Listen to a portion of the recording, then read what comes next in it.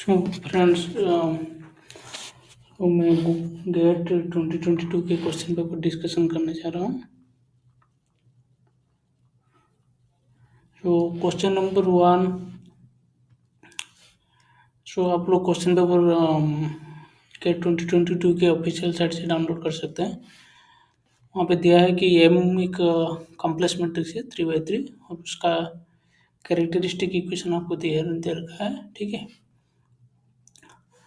And so आपको बताया पूछा है कि इसमें से कौन सा ऑप्शन ट्रू होगा।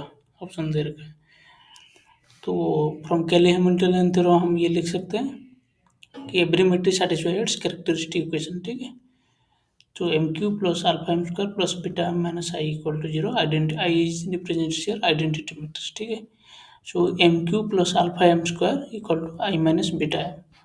सो मैं अब एम इनवर्स दोनों साइड मल्टीप्लाई कर सकता हूँ। मैट्रिक्स का इनवर्स एग्जिस्ट कर सकता है, ये आप कैसे कर सकते हैं, क्योंकि जो प्रोडक्ट ऑफ आइगन वैल्यूज है वो सी बाई ए है। Last term of this equation by the coefficient of lambda Q in first term वो नॉन जीरो है, तो कोई भी आइगन वैल्यू यहाँ पे जीरो नहीं होगा, तो ये इसका इनवर्स एग्जिस्ट करता है, तो हम मल्टीप्लाई कर सकते हैं।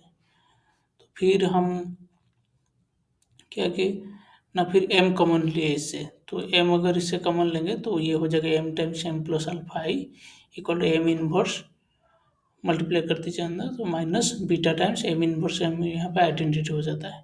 सो m plus alpha equal to ये जो m फिर से इस साइड आके राइट साइड आके m इनवर्स हो जाएगा। So this is option D will be correct. Okay,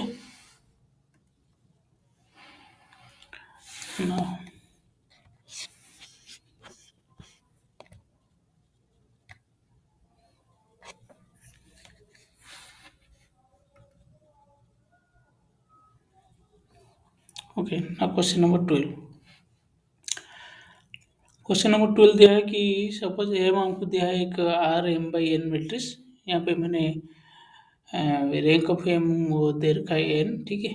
तो मैंने एक अच्छा तो बोला कि एम एक्स इक्वल जीरो का क्या यूनिक सोल्यूशन होगा, that means x equal zero क्या ओनली सोल्यूशन होगा इसका। तो फिर मैंने एम ले लिया 3 और एन को ले लिया 2। सो ये एक 3/2 मैट्रिक्स बनता है, ठीक है। अब आप इसका रैंक देखिए कि जीरो रैंक हो रहा है, 2 हो रहा है, क्योंकि लास्ट वाला जो रो है अगर उसको हम सेकेंड रो से सब्सट्रैक्ट करेंगे तो वो ये 0 0 बन जाता है, तो रैंक इसका 2 बन रहा है, ठीक है। सो इसको हम x1 x2 वेक्टर के साथ मल्टीप्लाई करेंगे, ठीक है, क्योंकि इसका ऑर्डर जो है 3/2 है, हम इसको 2/1 वेक्टर के साथ मल्टीप्लाई करेंगे। फिर क्या बन जाता है x1 times 1 plus x2 times 1 minus 1। क्योंकि ये जो दो कलम है ये लिनियरली इंडिपेंडेंट है, तो यहाँ से हम ये बोल सकते हैं कि इसका सिर्फ यूनिक सोल्यूशन ही हो सकता है, ठीक है।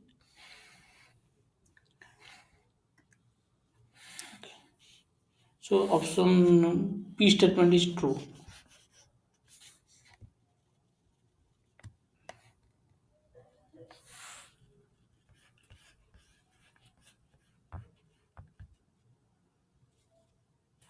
ना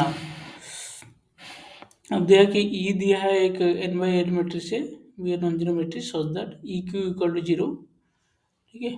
सो then I plus E square is a singular matrix, कि इसका डिटर्मिनेंट हमेशा जीरो होगा। ऐसे क्या होगा, तो मैंने एक ई नॉन जीरो मैट्रिक्स ले लिया, जिसका ऐसा तो एक मैट्रिक्स ले सकते हैं जिसको हम बोलते हैं नील पोटेंट मैट्रिक्स, कि ई स्क्वायर जीरो हो और ई नॉट इक्वल टू जीरो हो, तो ई क्यू भी जीरो हो जाएगा। सो सो आई प्लस स्क्वायर क्या हो जाएगा, आई हो जाएगा। ऐसे मैट्रिक्स आप बना सकते हैं कि सपोज मान लीजिए आप 2/2 मैट्रिक्स ले लीजिए कि ई नॉट इक्वल टू जीरो है और स्क्वायर आपका जीरो हो रहा है, जैसे कि मान लीजिए 1 1 -1 जैसे ले लीजिए। तो इसका आप स्क्वायर करेंगे जब क्या हो जाता है 1 1 -1 या कुछ नहीं, first into first column will be 0 0 0 0। Okay, so आप इसको ले सकते हैं ई इक्वल टू 1 1 -1 -1। ये मैट्रिक्स आपका बन गया। इसका स्क्वायर क्या हो रहा है, ये हो गया आपका, ये स्क्वायर, ये 0 हो रहा है, ठीक है। So Q statement is false.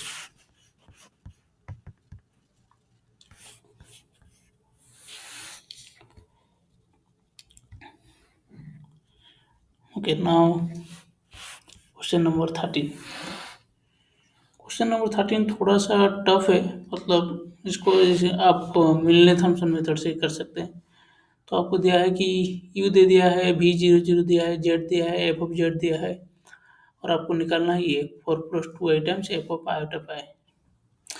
तो मिलने थॉम्सन मेथड ये कहता है कि आप u को partial with respect to x करिए। सपोज आपको u दिया है, आप हार्मोनिक कंजुगेट v निकालना है, ठीक है। अब v नहीं दिया है तो, और आपको f ऑफ z निकालना है, तो कैसे निकालेंगे? So u of x equal to psi 1 times xy, okay, ui equal to psi 2 of xy। तो आपको psi 1 of z0 psi 2 of z0 निकालना है। सो u of x क्या होगा, e to the 2x into इसका derivative with respect to x। So पहला का 3x है तो 3 cos 3x होगा, ये सब फंक्शन ऑफ y है, ये सब वैसे ही रहेगा, माइनस cos 3 इसका डेरिवेटिव क्या हो जाएगा, partial with respect to x, -3 sin 3x, so minus minus plus हो जाएगा, ऐसा रहेगा। Plus e to the 2x का डेरिवेटिव क्या होगा, 2 times e to the 2x, और ये वाला टर्म जैसा है वैसे रहेगा। तो ये जो टर्म क्या हो जाएगा फिर, u of x y by e to the 2x, ठीक है। और साई 1 ऑफ z0 क्या होगा, तो इसके प्लेस में y के प्लेस में 0 डालिए और x के प्लेस में z डालिए। तो y के प्लेस में जब 0 डालेंगे, ये वाला टर्म तो 0 हो जाएगा, क्योंकि यहाँ पे साइन इन्वॉल्व है, ठीक है। यहाँ पे सर ये होगा आपका sine sine 2i, this is your sine of 2i, okay, this is not sine hyperbolic, तो साइन 2i हो जाएगा, ओके। तो ये आपका बन जाता है e to the 2z into 3 × 3z, और ये वाला टर्म 0 हो जाएगा, plus 2 into e to the 2z, ये नीचे ऊपर कैंसिल हो जाएगा, u ऑफ z0 आपका हो जाता है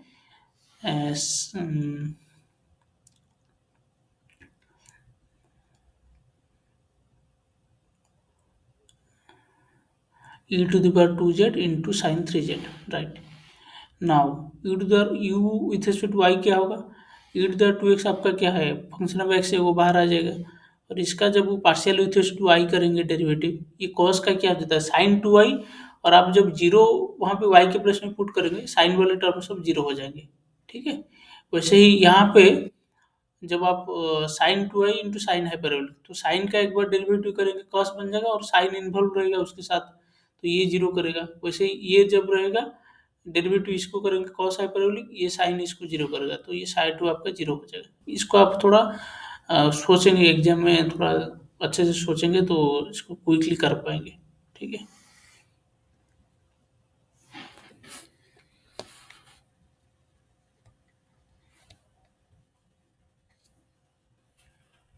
ना तो आपका एफजेड क्या होता है, तो मिलने थॉम्सन मेथड का फॉर्मूला ये है, ठीक है। साई 1 z0 साई 2 z0 निकालने के बाद ये होता है आपका psi 2 of z0 plus iota time psi 1 of z0 dz plus C, और ये होता है आपका e to the power 2z into, जो आप साई 2 और साई 1 निकालते हैं तो इसको पुट कर दीजिए। अच्छा, तो इसको आप इंटीग्रेट करेंगे तो ये आपका क्या होता है, 2 e to the 2z into sine 3z, इसको रिवर्स करके लिखिए, तो ये आपका total derivative of e to the 2z into sine 3z बन जाएगा। इसको इंटीग्रेट करेंगे तो ये आता है आपका e to the 2z into sine 3z plus C. अब सी कैसे निकालेंगे, इसके लिए आपको कंडीशन दे रखा है v of 0 0 equal to 2, okay. और u ऑफ 0 0, u तो आपको दे रखा है, तो u ऑफ 0 0 वहाँ से निकाल लीजिए, वो जीरो होगा आपका।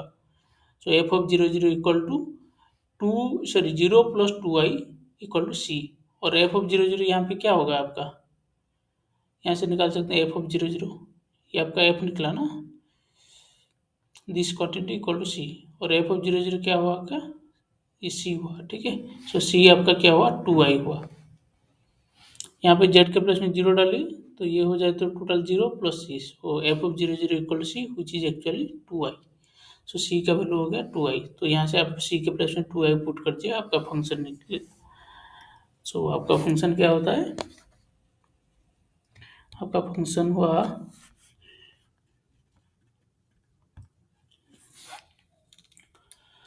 so this will be f of z equal to the 2z into sin 3z plus 2i। ठीक है, सी के प्लेस में 2i हो गया। अब आपको निकालना है, ये आपको निकालना है 4 plus 2i times F of iota pi. So 4 plus 2i times F of iota pi क्या हो जाएगा? तो यहाँ पे E to the power 2 iota pi, E to the power 2 iota pi. आपको पता है E to the power iota pi का वैल्यू होता है -1। So -1 to the power 2 which is equal to 1। हम निकाल सकते हैं ई to the power iota pi equal to cos pi plus iota sine pi, and cos pi का value होता है -1। ठीक है, सो इसका स्क्वायर हो जाएगा 1। सो 4 plus 2i into F of iota पाई, पहला वाला टर्म ये तो 1 हो गया, और sign 6 3 times 2i, sign 6i का वैल्यू क्या होगा? ठीक है, अब देखिए साइन एक्स का वैल्यू ये होता है, आपको पता है E to the iota X minus E to the minus iota X by 2i। Sine 3z का वैल्यू एक्स के प्लेस में 3z पुट कर दीजिए, अब z के प्लेस में 2i पुट कीजिए, तो ये आपका क्या बन जाएगा? जब आप z के प्लेस में पुट करेंगे 2 आयोटा,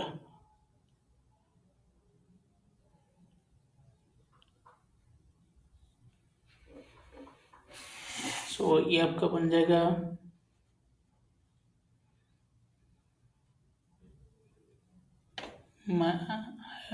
सॉरी आयोटा एक्स ना,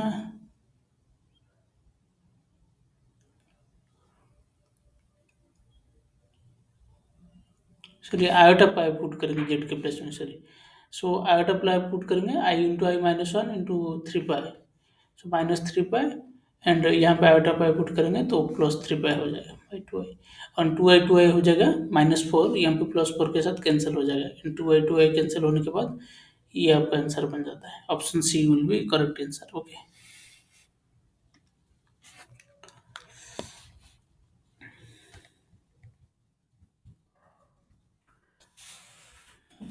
now question number 14। Question number 14 से आपको ये कॉम्प्लेक्स इंटीग्रेशन निकालना है, और जो कर्व दिया है वो modular less than equal to 2 दिया है। ठीक है, centre 0 and radius 2, complex circle in complex plane. Okay, so ये आपका डिनोमिनेटर में आप z to the power 100 common लीजिए, ये इतना टफ क्वेश्चन है, इजी क्वेश्चन है। सो 1/z+1 dz, तो -1 एक सर्कल के अंदर -1 आ जाएगा यहाँ पे, जब आप सेंटर 0 0 और रेडियस 2 लेंगे। ठीक है, तो -1 तो इसके सर्कल के अंदर आ जाएगा, इसको -1 यहाँ पे आ जाएगा, तो वो एक सिंपल पोल बनता है। तो इसका फॉर्मूला तो आपको पता है कि 2 पाई times I times F of z0 यहाँ पे -1 है, और एफ जेड आपका जो ऊपर का टर्म है 1 है। कच इंटीग्रल फॉर्मूला आप देख सकते हैं इसके लिए, और कच इंटीग्रल फॉर्मूला आप नहीं जानते तो कॉम्प्लेक्स एनालिसिस के बुक देख सकते हैं। कची का फॉर्मूला होता है, ये होता है आपका F of Z by z-z0 to the power n+1 equal to n factorial by 2 pi iota into, sorry,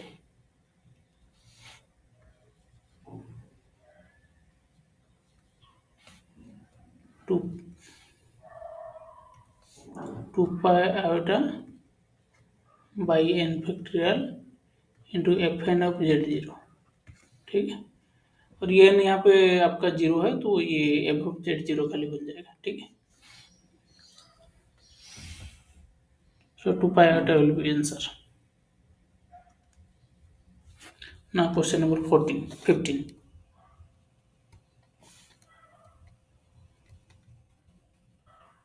question number 15 मैंने पहले लिख दिया था ताकि टाइम वेस्ट ना हो। सो क्वेश्चन नंबर 15 से कि आपका x0 जो है, x आपका नॉर्मल यूनिट स्पेस है, x0 जो है वो सारे x को कंटेन करता है जिसका नॉर्म 1 है। ठीक है, सो हम 2 डिस्टिंक्ट पॉइंट ले लिए x और y, and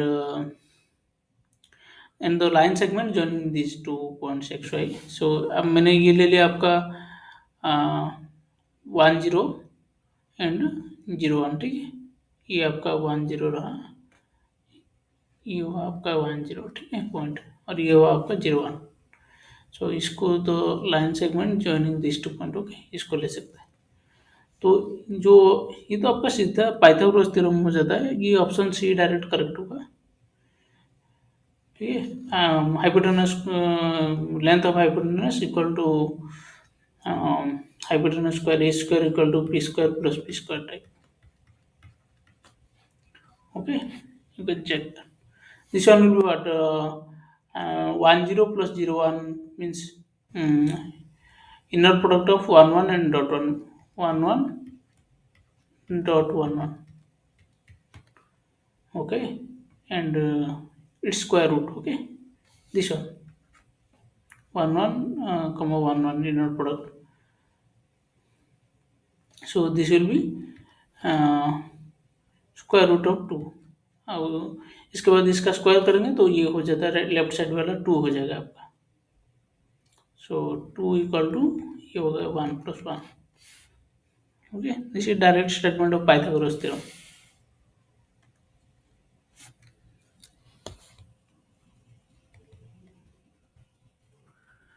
now question number 16। So question 16 state that let के जो है आपका be an orthonormal basis for Hilbert space. आपको पता है कि हिल्बर्ट स्पेस आपका इनफाइनाइट डायमेंशनल वेक्टर स्पेस होता है। सो आपको ऐसे लग सकता है कि kth प्लेस में आपका 1 रहता है और बाकी प्लेसेस में 0 रहता है, और आपको एफ के दिया है ई के प्लस 1। सो दैट मीन्स के और के प्लस 1 के टर्म में के और के प्लस 1 के प्लेस में 1 हो जाएगा। जैसे कि आपको U1 सपोज ले लीजिए 1 0 0, E2 ले लीजिए 0 1 0, सेकंड प्लेस में 1। सो इसको आप ऐड करेंगे तो क्या हो जाता है, पहला और सेकंड प्लेस में 1 1 हो जाएगा। वैसे ही ई के एफ के आपको दिया है क्वेश्चन में ई के प्लस 1, ओके। सो के और के प्लस 1 के प्लेस में 1 1 आ जाएगा। सो जी जे क्या होगा, जी जे आपको जो सीरीज है उसको एक्सपेंड करके लिखिए, जो दिया है क्वेश्चन में ये आएगा आपका सीरीज, ठीक है।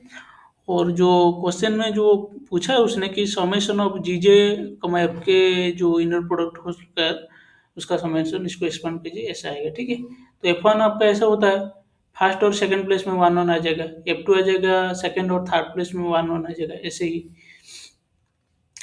तो जी जे डॉट F1 यहाँ पे क्या होगा, डॉट प्रोडक्ट जब करेंगे, इनर प्रोडक्ट मतलब वो डॉट प्रोडक्ट ही है, तो इसको क्या हो जाएगा आपका F1 के साथ डॉट प्रोडक्ट करेंगे इसके साथ, तो देखिए पहले वाला U1 के साथ अगर F1 का डॉट होगा तो 1 होगा, और क्योंकि F1 के सेकंड प्लेस में 1 है तो U2 के साथ जब डॉट प्रोडक्ट होगा -1 होगा तो ये हो जाएगा 0। वैसे ही F2 दिया है 0 1 1, ऐसे ही। तो GJ F2 जब आप करेंगे तो माइनस E2 और E3 ये -1 देगा, ये +1 देगा, तो ये 0 हो जाएगा। ऐसे ही देखिए आप सारे टर्म में से 0 होता जाएगा, ठीक है। Fj-1 क्या हो जाएगा, Fj-1 में क्या होता है, J-1 और jth टर्म वाले जो है वो 1 1 होगा। तो जीजे में क्या होता है, जब जीजे में J-1 टर्म जो है तो EJ-1 के साथ मिलके वो प्लस करेगा तो अगले वाले के साथ माइनस करेगा, माइनस करेगा तो अगले वाले के साथ प्लस करेगा, जो भी हो ये भी 0 हो जाएगा। तो ऐसे ही इसका समीशन जो है 0 बनेगा। Option A will be correct. Now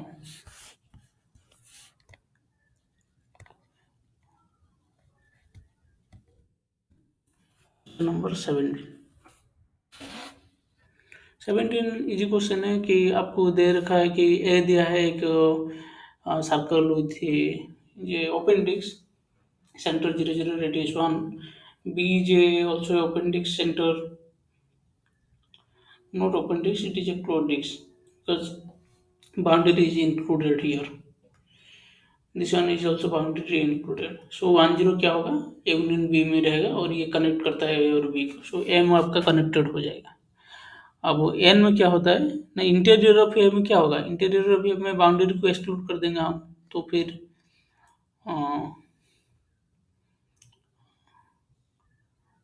so आपका ये आ जाएगा इंटर दिस पर्सन आ जाएगा इंटीरियर ऑफ ए में, इंटीरियर बी में भी वैसे तो बाउंड्री पॉइंट एक्सक्लूड करने के बाद आपको कनेक्टर तो नहीं रहेगा, 10 तो एक्सक्लूड हो जाएगा।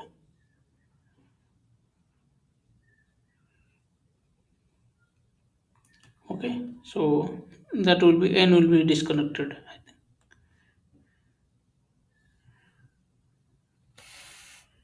Okay, question number 18.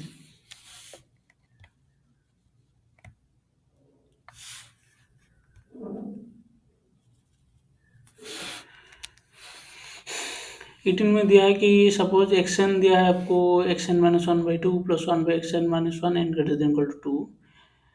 सो मैंने क्या ले लिया, सपोज सीक्वेंस कन्वर्स करता है, क्योंकि अगर x n not equal to zero के लिए सीक्वेंस हमेशा कन्वर्स करेगा। तो सो कन्वर्जेंस टू एल ले लिया मैंने।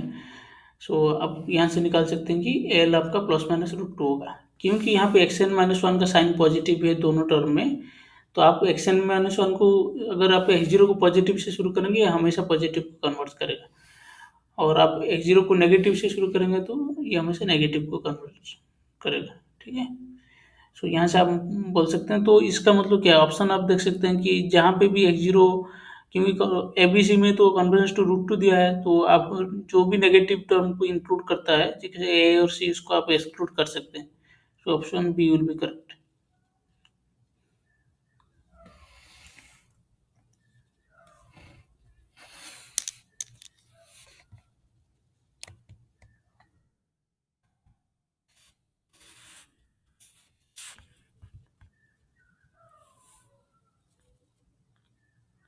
Question number 19। सो दिया है 19 is a definition statement of uniqueness theorem, is based on uniqueness theorem. क्योंकि देखिए आप एफ ऑफ एक्स वाई जो है कॉन्टिन्यूस दिया है कॉस एक्स वाई, ठीक है, और आपका जो del f by del x है वो भी कंटिन्यूस है, ठीक है, this is product of two continuous functions. So from uniqueness theorem, we can say that this differential equation will possess a unique solution. Now question number 20। 20 दिया है कि आपको स्टर्म लिउविल प्रॉब्लम दिया है, बाउंड्री पॉइंट में zero हो रहा है, ठीक है। सो आप इसका निकालिए आपका कैरेक्टरिस्टिक इक्वेशन, ऑक्सिलरी इक्वेशन और characteristic equation.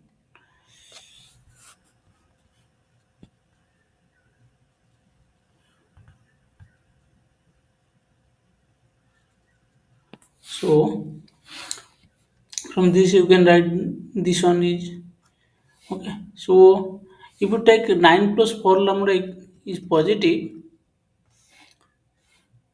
so you will end up with a trivial solution.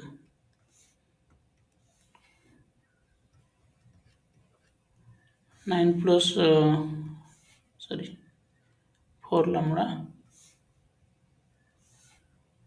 4 lambda is suppose your greater than 0, okay, we call it suppose 4n square, you call it, okay. So then it will be 3 by 2 plus minus 2n, okay. So that will be 3 by 2 plus minus n. So this will give you a distinct roots. So this will be c1 times c to the power suppose kx plus c2 times c to the power mx. So if you put the conditions, then you will get that c1 and c2 both will be 0. So which will give you a trivial solution. So we take, similarly, if you take lambda equal to 0, you will also get a trivial solution.